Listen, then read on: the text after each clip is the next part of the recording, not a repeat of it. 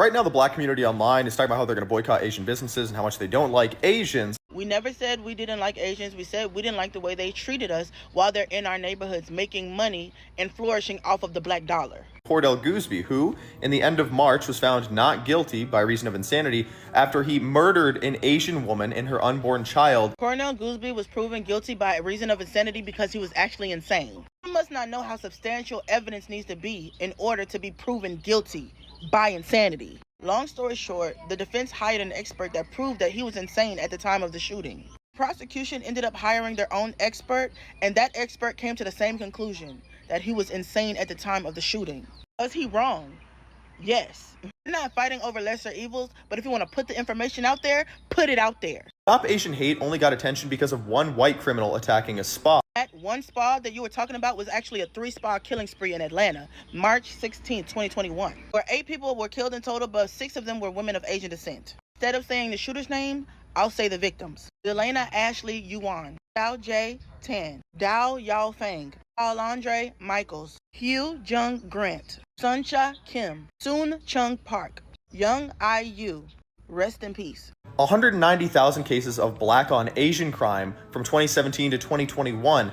That is completely ignored. I did not find that magic 190,000 cases that you were talking about, but let me tell you what I did find. From 1992 to 2014, 75% of anti-Asian hate crimes, the perpetrator was white. During COVID, 90% of anti-Asian hate crimes reported were white perpetrators. 75% of those were physical attacks. 2020, almost 90% of anti-Asian hate news was spread by white perpetrators. Did the black community commit some hate crimes against Asians? Yes. Is it right? No.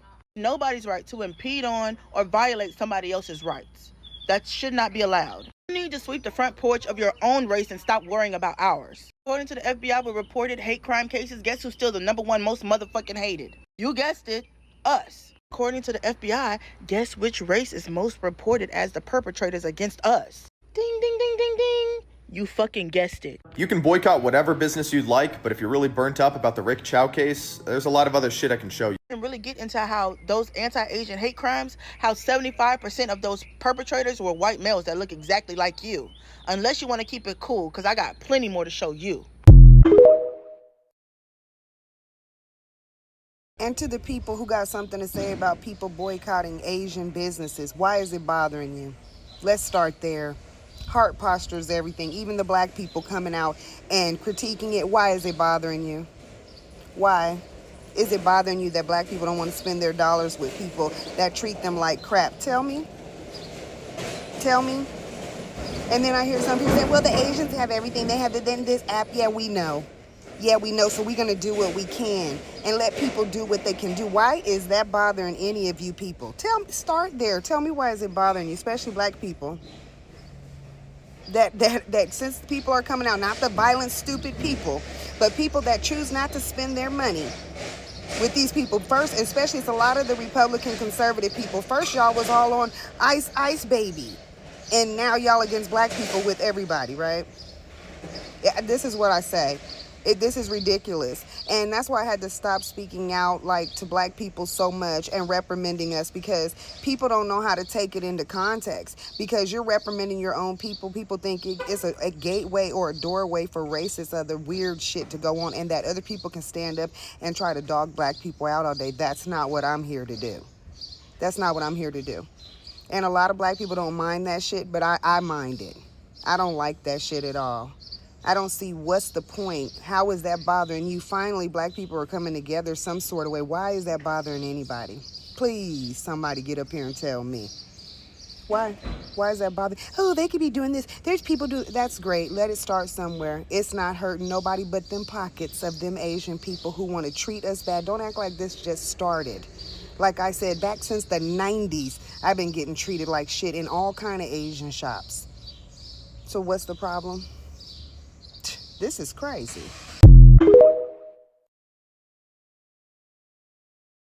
I said this on my story, and I'm going to say it right here. There are 3 groups within Black society who is going to continue to spend their money with Asians. even though they have come across these apps and showed blatant disrespect. The first one is the young black female who goes to the beauty supply and the nail shop in her bonnet, slides with long socks, and biker shorts. They are going in there come hell or high water. They don't care about the disrespect, the discrimination, or the racism. Business as usual. Then you got the second group, the black immigrants. Not all of them, but you know who you are. Those immigrants who feel like they are exempt from the discrimination and racism that black Americans receive on a daily basis. They feel like they are exempt. And then the third group, who I feel is the most dangerous, and that is the group of black folk where as long as it don't show up to their front door, as long as they are not personally affected, as long as it is not somebody that they know or love who was hurt or harmed, they don't give a fuck. All three of those groups are going to continue to spend their money. Tell me I'm wrong.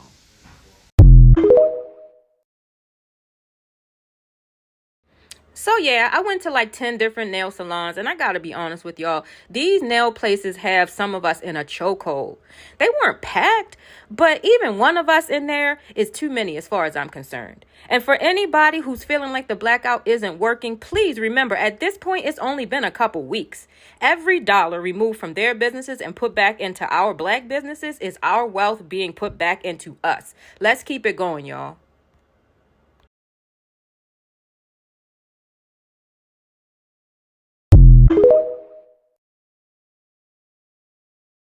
In lieu of the verdict that found Rick Chow not guilty of murdering Cyrus Carmack Belton, there have been a lot of black people that have expressed their outrage and have decided that they're going to boycott Asian establishments, whether it be restaurants, hair stores, nail shops, whatever.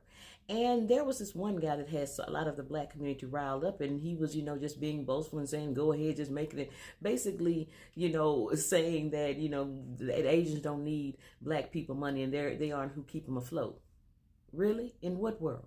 Because I know conversely to what he said, that there are other Asians that are literally shaking with their chopsticks at the mere thought of losing all of the black dollars, because they have enough sense to know how much black people have contributed to their profits. I hate that it takes things like this happening with what happened to Cyrus in order to push black people to stop supporting these type of these racist establishments, because I don't feel that all of them are. But I hate that that's the only time that, most of the time, that a lot of black people want to decide they want to go seek out other black people, businesses that do the same, when they should have been doing that beforehand. And what never ceases to amaze me about Asian people is they don't realize that a lot of the rights that they have in America now are due to the fact of what black people have suffered for and are still suffering through. And then they got the nerve to look at us like we're the second-class citizens, or like they want to be close to the very white people that want to distance themselves from the Asians until they need them or can profit off of them. And then the Asians turn around and try to employ those same tactics against black people, and then get mad when black people wake up concerned or got the nerve to try to criminalize stuff when we haven't even done anything criminal. If I go into any store and feel watched or anything like that, y'all, I immediately leave. I'm not going to spend my money with somebody while you're looking at me and just because of the color of my skin, your skin doesn't differ that much from the color of mine. But you got the nerve to feel that I'm lower or less than you. If God himself says that there is no respect of person, ain't no way I'm going to sit on this earth and look down on somebody else and feel like I'm superior to them, especially because of the color of my skin. But then again, I was raised with those type of morals, and I thank God for it. But I want to say again, justice for Cyrus Carmack Belton. When will the Asian community understand why black people are doing these boycotts? When we don't typically, that is why I will continue to stitch their videos, in as much as they don't want to rest. They want to still keep bringing issues and making it look like black people are the problem. I have never seen any video where black people said we hate Asians, we dislike Asians, we don't like Asians. I have not seen that video. If you have seen that video, please show me that video. I will be glad to see that video. But instead of these people understanding why Black Americans are boycotting, understanding that the people that actually made them to survive America, the people that are making them to enjoy the fruits and everything that is in America, why they are boycotting, these people go around changing narratives. Now look at the first clip I roll out where this man literally started with, oh, Black people dislike Asian community. They love to change things. They love to make things suit whatever they are saying. But anyways, I don't care for now. Welcome back to the channel because I have a lot of things to say. My name is Sonia. Subscribe, like, comment, and share. Credits to the original creators of every single clips and stitches we have in at this episode. And I want to say a very big thank you to every single one of you liking, commenting, sharing, dropping super thanks, and also joining my membership. I do not take you guys for granted. You guys are absolutely the best. With that being said, let's dive right into the other part of this video, and I'll be back with commentaries. Let's go watch, guys. When I tell you I am proud of us, please believe it. I have not had my nails done since before the pandemic. And clearly, I don't have any hair, so I'm not visiting anybody's beauty supply store. But the way the African American community thus far has come together to boycott these Asian businesses who have shown little respect for the fact that our dollars are the ones that are helping to keep them afloat and sustain them in our neighborhoods, because they weren't allowed to open these same businesses in Caucasian areas. The fact that you guys are banding together, you are going into other establishments and making sure, holding other shoppers accountable who may not know about the boycott. Baby, we're doing our big one. I just need all the other African American businesses who don't have the banners out front, put your shit out front, let everybody know who you are. And if you're coming across my timeline, I'm liking, I'm sharing, I'm doing all the reposts, I'm doing it all. We need to keep this thing going. Spend your money where you are valued and appreciated. You don't see us, we don't see you. Money talks and bullshit walks. Good job. No boycott ever required 100% participation for it to be effective. There's never been a case of 100% participation in a boycott, okay, for it to be effective. So all the videos of people saying that they're not going to boycott certain things or whatever, or they're not going to boycott Asian businesses, it really does not freaking matter, because what matters is the effectiveness of the boycott, okay? So stop wasting your time putting up those videos. Those videos aren't going to deter those who are boycotting, because what people who are boycotting do understand is that you have to eat into the profit of the company. So for instance, if in fact a nail salon is, let's say they're making $25,000 a year. Not $25,000 a year, $25,000 a month. Okay. Let's say if they're making $25,000 a month. All right. And there's a boycott against that business. Okay, and then they end up making $11,000. So if they're earning $11,000, no longer $25,000, but they're now earning $11,000 per month, that means that certain people are still shopping there. However, the bulk of that money is gone. Over half of that money is gone already, right? Okay, so that means that they're going to fall into a deficit. How does that mean they're going to fall into a deficit? Because nothing else is reducing in price. They still have their mortgage to pay. They still have to eat. They still have to rent out the spot. They still have to buy merchandise. All that stuff they still have to do, and it's not going down in price. It's actually going up. So what's going to happen is they're going to end up closing down without 100% participation from the community in the boycott. Okay, so if you understand boycotting, okay, boycotts are extremely effective, and that's why they are extremely dangerous. Okay, especially when your business is sitting smack dab in the middle of a Black American community, and then you act like you can't respect the Black American community or give back to that Black American community. When they boycott, you're going to close down. It's simple as that. Simple math. So when you have 1 or 2 people still going, but 10 people have stopped, then yes, that shop is going to close down. Even while making a certain amount of profit, they will still shut down. It may take them a couple months, but they will shut down. They can't live off that like that for a long time. So that's why a permanent boycott is going to be successful, no matter how you slice it. Some people will end up shutting down after a month or 2.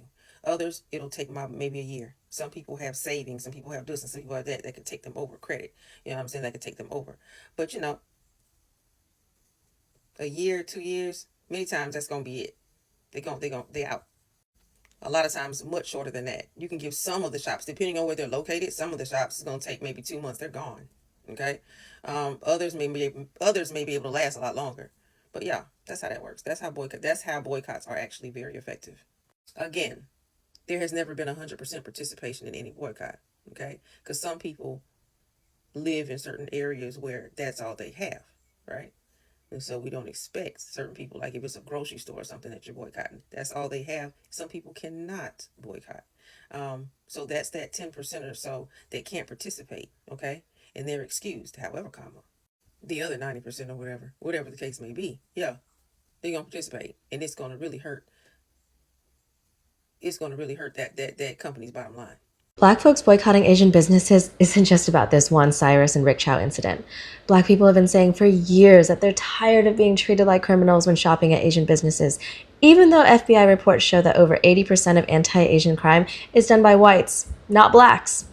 Black folks are tired of being negatively talked about in Asian languages, which I have witnessed as I speak Vietnamese. Black folks are tired of pouring black dollars into Asian businesses without Asian dollars being reciprocated back into black businesses. Black folks are tired of Asian businesses not hiring local black folks or pouring any resources back into the local black communities those Asian shops are in. Choosing to support black-owned businesses over Asian-owned ones isn't discrimination. It's a deliberate choice to invest in their own community. Discrimination would be actively denying people rights, services, or respect based on their race. They're not denying Asian people our rights to do business. They're just exercising their right to choose to do business where they feel respected and safe.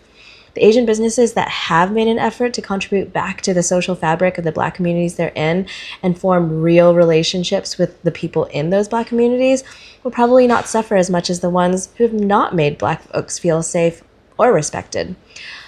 I mean, ultimately, I would love for folks to discern where they put their dollars based on how they're treated instead of race. But I understand that many black folks are hurting from the current anti-black rhetoric coming from some Asian folks online post the Cyrus and Rick Chow verdict. Those racist Asian folks do not represent all of us.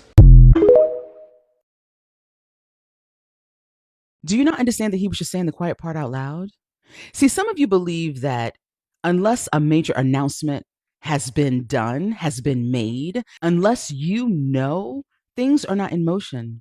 Things don't exist because they only exist when you find out. So this guy decided to challenge us Black people to not shop at Asian businesses anymore. But little does he know that a lot of us had already divested from shopping at Asian businesses anyway. And it's not because we hate Asian people, because that's what, people want to make it about. No, it's the way that you all treat us when we're in your businesses. That's why a lot of us have already, long time ago, years ago, just transferred our money and circulated it in our own community. See, nobody has a problem when white folks do it and Jewish people do it and Asian people do it and Hispanic people do it. When immigrants do it when they come to this country, Italians do it, Africans do it.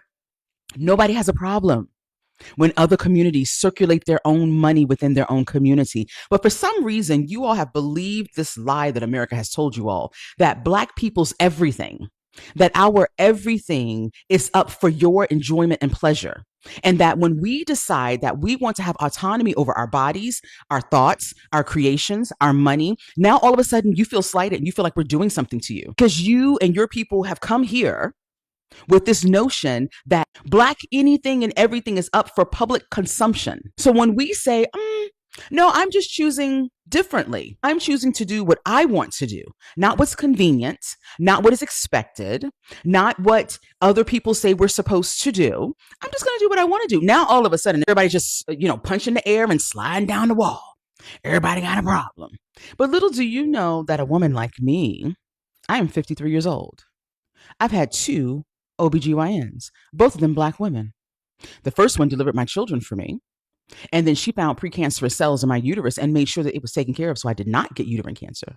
And then my second one just made sure that my health was good. 2 Black female OBGYNs. Both of my lawyers, Black men. Beauty supply stores I go to, Black. Hair products I use, Black. Home fragrance, Black. Like there's a plethora of things that I already do that circulates my money amongst my people. And it's not that I am slighting you. Remember in one of my other videos, I said, you will not feel excluded if you don't feel the need to be included. So me choosing Black is not by default not choosing everybody else. See, when he made his little declaration, because what he did was he double dog dared us and he thought he was going to play in our face like we could not survive without you all. Do you not understand that we create and do all kinds of things? And if there's something that Asian people do that we don't create, you know what? A lot of us can just do without. That Bullseye company who thought that we were boycotting when in actuality, all of us just made a stance. Not all of us.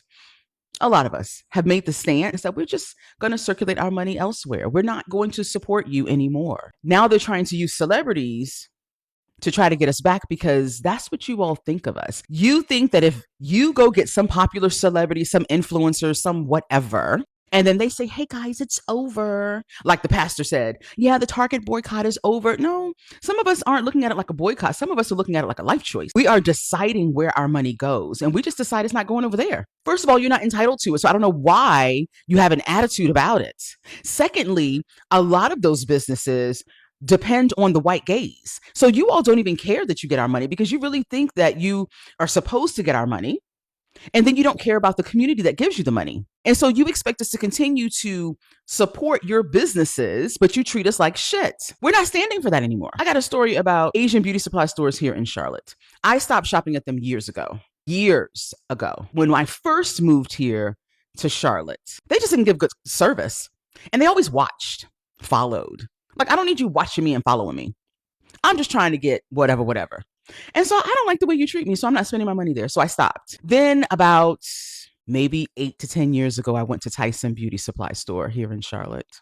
And a lot of Black women support Tyson, and everybody was saying, go to Tyson, go to Tyson. So I'm like, okay, cool. Let's see what it's about. So I went to the one that's on Tyvola. I've only been twice. First time I went, it was around 5, 6 o'clock in the afternoon. I went and bought 2 products. 2. They were on my receipt. I bought some braiding hair, and I bought this product that was a Black-owned, Black-made product. It's about 6 p.m. on a Monday.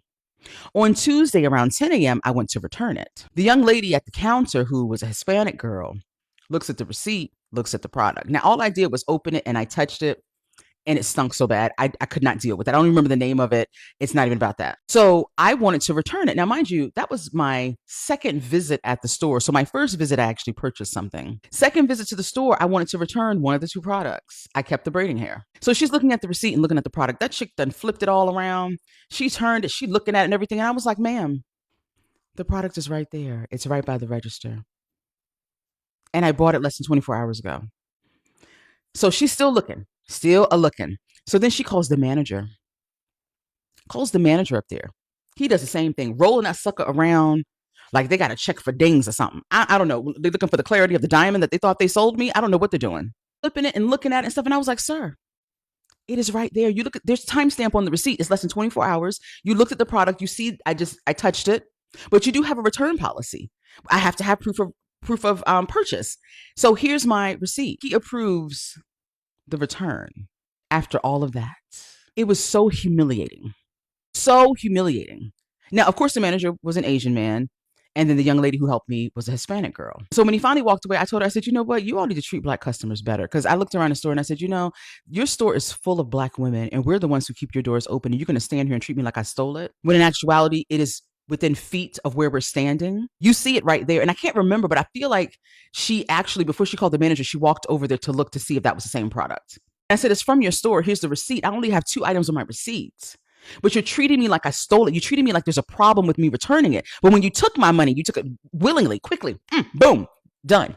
She finally gave me my money back, and I went to the car, and my son happened to be with me, and I was so distraught, I was in tears. See, a lot of times you all think it has to be like a physical slap in the face for the humiliation piece to rise, or it has to be someone calls us the N-word, and then that means that they're racist because they said the N-word. Oh no, there are so many other things that people do to Black people that lets us know that you all do not like us, and it is because we're Black, and you treat us a particular way. So for those of you who are just like, well, no, maybe it's not that. If you're a woman and there's a man around you and he does something suspicious, the hairs on the back of your neck stand up.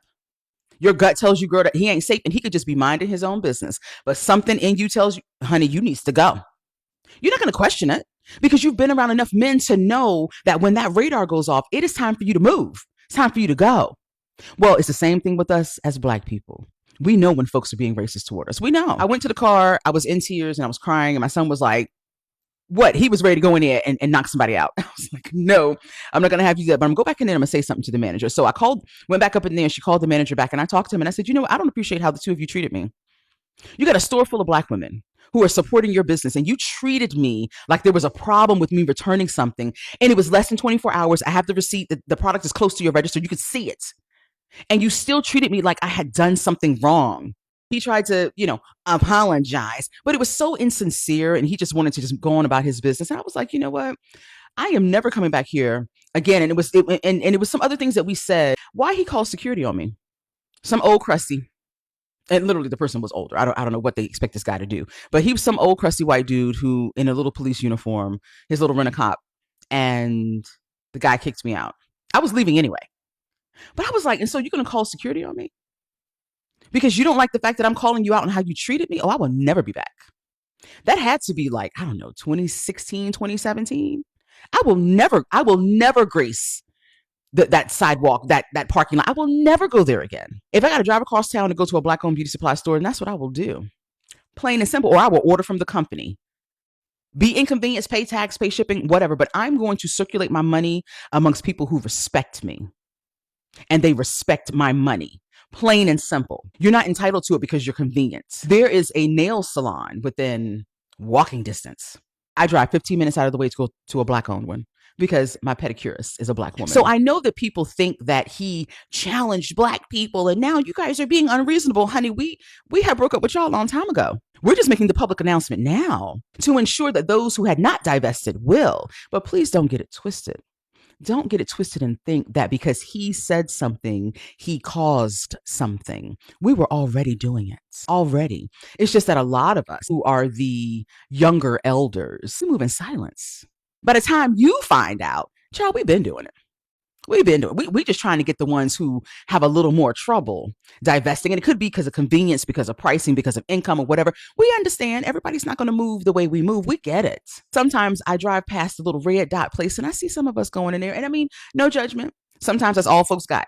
For the most part, please understand that by the time you find out, baby, we've been doing it. That's old news. We're on to something else. But because you think that you're entitled to our everything, and that's including our thought patterns and our movements, strategies, our plans, that you think that by the time it has been illuminated in your mind, by the time it hits your phone on social media, oh, it's a new thing. We've got to stop them. Honey, the train done left the building. We at the next destination, boo. You standing there looking stupid. Every single time, these people try to change narrative and make it look like black people are the problem. Every single time, these people try every single possible ways to make it look like they are blind and they are not seeing what is happening. I never recall any black person saying, oh, I hate Asians, I hate Asians, I dislike Asians, I don't like, I have never, even with all of these boycotts, black people are just trying to invest in their black community. Black people are trying to say enough is enough. So, for an adult that is pretending as if he or she do not see literally what is happening online, and black people are the problem, they are the major issue, I'm gonna say shame on that adult. Because one of the best things to do in life is understanding when you are at fault. Secondly, admitting to your faults. Thirdly, not only apologizing to that, but working towards being a better person. But you know one thing I've seen a lot of Asians do? I've seen some of them that are literally speaking out against what the Asian community is doing to black people, how they have literally experienced it one-on-one, just a lot. How they've come out, and kudos to those Asians that did that. But over time, we see a lot of them coming out to blame the black community. They'll set their camera and start with, oh, black people did not like the Asians, so they decided to, or they will start with, oh, you people said you want to boycott the Asians, go ahead, do it. Or they will start with, she did not train her son very well. Her son was not properly trained from the home, and that was why he came out to misbehave. So they just look for 1, 2, 3 excuses instead of owning up that what we did is wrong. Because don't tell me that person did not see what is happening. Don't tell me that. For him to be able to set up his camera It simply means he saw what was happening on the street of TikTok. He saw what was happening on the street of boycotts. He saw what has been done to a black person. It simply means they know what they are doing. But because they don't want to admit, because black people will always be the problem, black people will always be the issue, black people will always be the ones to be blamed, then I want to make it look as if black people are the problem. Black people are the challenge. And that is why they will come up with different cook-up stories. But the good news is, black Americans and black people continue to boycott Asian people. It is better for us not to have anything to even rely on if everything that we're going to be relying on depending on these Asian people. Yes. We have black businesses there that are thriving. We have black businesses doing well. We have black business. That's every single black person. If you want to invest $1, you can invest. We have black people owning up stores. So it's just a whole lot of enough is enough. Enough is enough. It is too much. And we will continue to talk about these boycotts for how long it will take. For how long these boycotts will take, we will continue to talk about it. Even if it takes us 10 years to successfully boycott these people, we will continue to talk about it. We will. We're not going to stop. Because if you want us to stop, you have to implement those changes. You have to you have to make black people understand that yes, you're not only at fault, but you don't even deserve their money. Because for people that fought for you and made you be in America, enjoying the fruit and labors and everything that you're doing in America, still have the audacity to claim on it and say, oh, black Americans are lazy, black Americans are this, black Americans are that, is too much for a particular group of people to bear that insult. So for how long it will take a lot of them to understand, I will continue to stitch any of their videos that I see till this boycott gets to everybody. Till this boycott gets to every single person. Let's see if we cannot survive with their nail salons. Let's see if we cannot survive with their hair salons. Let's see if we cannot do things on our own. Let's see if we cannot invest in our own industry, in our own community. It's just a whole lot to deal with. Let me know what you think in the comment section. Credit to the original creators of every single clips and stitches we have in our today's episode. I want to say a very big thank you to every single one of you liking, commenting, sharing, dropping super thanks, and also joining my membership. I do not take you guys for granted. You guys are absolutely the best. And with that being said, with no further ado, I do like I always say in my videos, I'm going to be saying bye, and I'll see you guys in my next one. For now, bye guys. I love you guys. Mwah.